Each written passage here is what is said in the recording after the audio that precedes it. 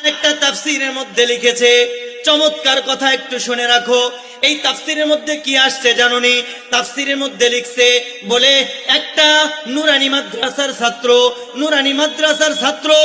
তার বুকের মধ্যে যেই পরিমাণ কোরআনের হরফকে জমা রাখে, আমার কথাটা বুঝেন, যেই পরিমাণ একজন আলেম না, হাফেজ না, শুধু একজন নুরানি মাদ্রাসার ছাত্র তার সিনার মধ্যে যেই পরিমাণ কোরআনের হরফগুলা জমা রাখে, বলে এই পরিমাণ হরফগুলাকে যদি, এই তেলাওয়াতটাকে যদি বলে চন্দ্রের মাধ্যমে, বলে দুনিয়ার কোন যান্ত্রিক নিয়ন্ত্রণে যদি এটাকে রূপ দেওয়া হইতো, তাহলে দুনিয়াতে যত স্বর্ণ আছে,